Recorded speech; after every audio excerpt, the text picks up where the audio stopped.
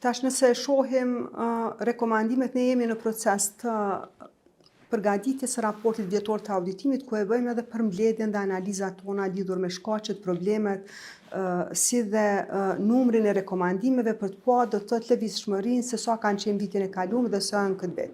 Po në bazë të informatave deri tash që kemi, do të thotë numri i rekomandimeve, të cilat i kemi dhënë rrjedhimisht, numri i gjetjeve audituese, numri i papajtueshmërive me ligjet dhe rregulloret në fuqi, është në rritje e sipër. Dhe kjo tregon papërgjegjësi institucionale, do thotë nuk po e them injorim, megjithatë shteti ka ligje, ka rregullore të cilat duhet me u respektu, ka çështje apo ka raste kur nganjëherë edhe nuk është se të imponohet, po ka procedura në organin shërbëtues prokurimit publik, imponohet procedura me negocim apo aneks kontrata, të cilat janë të shpeshta. Megjithatë, po flasim për disa organizata buxhetore të cilat kanë mangësi sistematike dhe kanë vit pas viti dhe nuk ka rezultate. Tash, shteti ka mekanizmat edhe brenda institucionit në raste të mos performancës së mirë. Normal, do të thotë, ishte dashur secili zyrtar përgjegjës me dhënë llogari për veprimet cilat apo mos veprimet cilat personi apo punonjësi i ka bë gjatë vitit. Çka është praktika deri tash? Çka ndodh? Deri tash nuk është se do të thotë kemi pa veprime që janë marrë, në qoftë ndaj zyrtarëve, por nuk është vetëm brenda institucionit, është në përgjithësi sundimi i ligjit në Kosovë.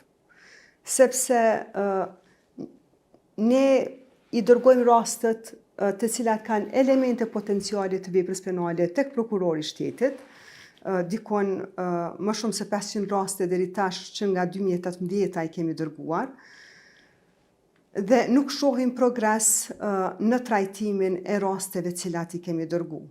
Ne kemi lidhur një marrëveshje me prokurorin e shtetit në vitin 2023 dhe në vitin 2024 kanë dërguar një listë, sepse qëllimi i asaj marrëveshje ka qenë që ne të jemi të informuar lidhur me statusin e rasteve të cilat i kemi dërgu. Kjo për dy qëllime, e para që të shohim do të thotë se po merren veprimet karshi rasteve të cilat i kemi dërgu, dhe e dyta qëllimi ka qenë që për rastet të cilat mbyllen, mos të ngarkojmë sistemin e drejtësisë me çështje të cilat do të thotë nuk i takojnë veprës penale. Ne patëm pranuar në vitin 2024, në fillim të vitit 2024, një listë për 143 raste, për statusin e tyre, dhe nga ajo listë figuronte që vetëm për 3 raste janë ngritur akt akuza, dikon 50 nëse nuk gaboj janë mbyllë dhe 80 tjera ishin në nënhetime. Duke e pa këtë rezultat, do të thotë ne kemi marrë iniciativë që të fillojmë bashkëpunimin me prokurorin e shtetit, kemi organizuar tryeza, punëtori që t'i sqarojmë, do të thotë ta sqarojmë situatën. Të shohim, do të thotë, nëse rastet cilat po i dërgojmë nuk kanë bazë për vepër penale, sepse për neve normal janë vetëm dyshime, ne hetues nuk jemi, po në bazë të gjetjeve shohim që ka elemente potenciale të veprës penale, dhe të shohim në rast se, do të thotë, informata cilat i dërgojmë ka nevojë që sqarohen ma tutje. Ne jemi në vazhdimsi në bashkëbisedim, mirë po kjo e ka impaktin, ka ndikimin e vetë pastaj në gjithë shtetin, do thotë mosmarrja e veprimeve, edhe në aspektin e zbatimit të rekomandimeve të auditimit, sepse kur nuk ka ndëshkueshmëri, normal që vazhdojnë me të njëjtin, kështu po e them, kulturë të punës dhe papërgjegjësi. Kjo nuk duhet të konsiderohet se kjo është, do të thotë, mbizotron në gjithë shtetin dhe se nuk ka zyrtar publik të përgjegjshëm, sepse ka zyrtar publik të përgjegjshëm, mirë po shpesh vendimarrja nga lart u imponon zinxhirit më poshtë, do të thotë të bëhen gabime apo pa pajtueshmëri me ligjet dhe rregulloret në fuqi. Mos them shkelje ligjore. E kjo ndodh shpesh në rastin e komunave, duke ditur që kryetarët e komunave kanë agenda të ndryshme në interes të qytetarëve. Mirë po për shkak të mos planifikimeve të duhura, marrin veprime apo iniciojnë projekte ad hoc. Dhe ajo në mënyrë automatike pastaj ka ndikim edhe në zinxhirin më poshtë të vendimarrjeve më poshtë. Siç është çështja për shembull e inicimit të projekteve pa buxhet, pa fonde të mjaftueshme. Pse ndodh kjo? Po, kjo ndodh më për këtë arsye, po e them për shkak se nuk ka e para një planifikim të mirëfillt që të analizohen, do thotë nevojat për vitin pasues dhe të përgatitet një plan i prokurimit, projekte kapitale, do të analizohen se sa është buxheti në përputhje me buxhetin, por që ndoshta edhe për shkak të fushatave elektorale ndërmarrin veprime, projekte të cilat nuk kanë mbulesë buxhetore. Ka është dukuri që është shumë çdo vit duke u shpreh shumë e më shumë.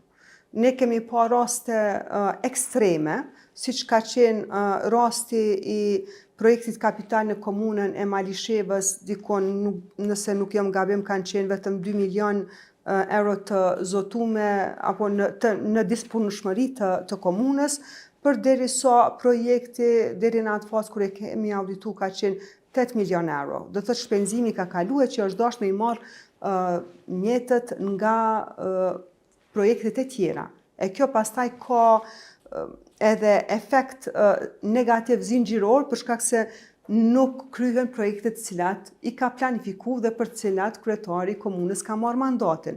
Rastin tjetër e kemi tani në komunën e Prishtinës tek sheshi George Bush, një kontratë e nënshkruar me 18 milion euro, përderisa buxheti në ligjin e buxhetit është dikon 1.5 milion euro.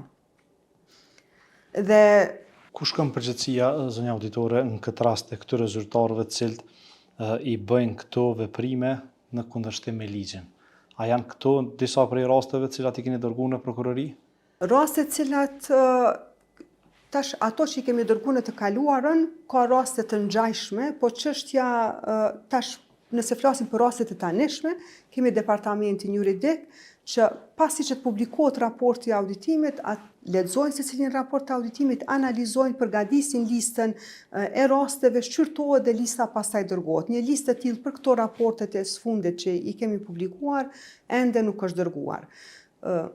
Tash pse ndodh në rast nuk është veprim i cili merret nga vendimarrja nga poshtë për hyrje në obligime apo në nënshkrimin e kontratës pa fonde të mjaftueshme. Nuk mund ta fajsojmë nivelin poshtë zyrtar publik për veprime të tilla.